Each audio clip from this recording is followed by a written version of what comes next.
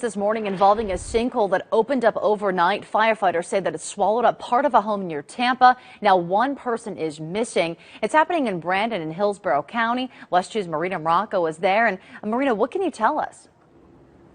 Well, Merritt, is still no sign of that 36-year-old here on Faithway Drive, and unfortunately, according to family members, the faith here is really starting to dwindle. And take a look at that house, because from outside you can see it looks pretty much intact. Inside is where the issue is. Completely crumbled floor in there, no more floor. And take a look at the home from a few hours ago that we shot, because it looked just the same. This all happened at about 11 p.m. just as everyone inside the house was getting ready to go to bed. We spoke with one of the adults inside the home. She was very distraught and did not want to appear on camera. She says she cannot get the screams out of her head.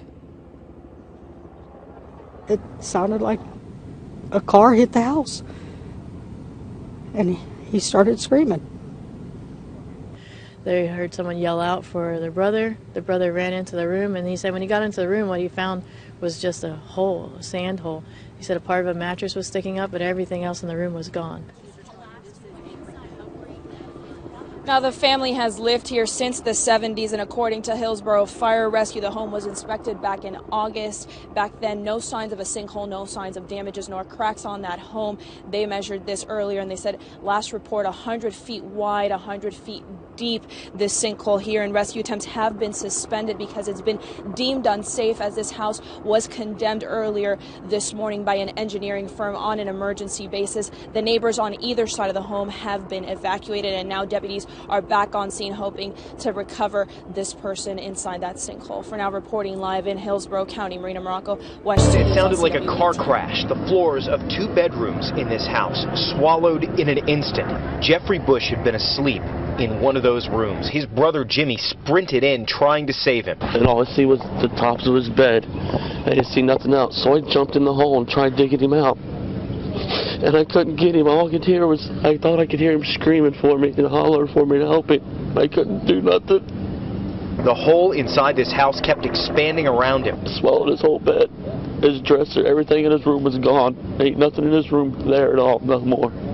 Hillsborough deputy Douglas Duvall burst into the house. He saw Jimmy, the intended rescuer, struggling himself in the sliding sand. Duvall put his own life on the line to pull Jimmy out and keep him from becoming a second victim. The cop snatched me out of the hole. He told me I couldn't be in there. The hole was still caving in, and I didn't care. I was one of my brother, man.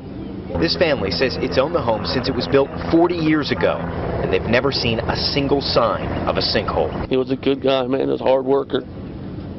I'm just sorry to see that he's gone. I just want my brother. That's all I want.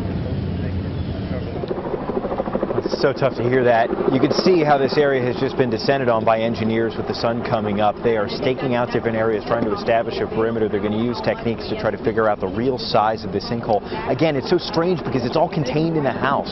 You don't even see tilting walls or cracks anywhere. It's very surreal, but they tell us that the visible area inside the house is maybe 30 feet across.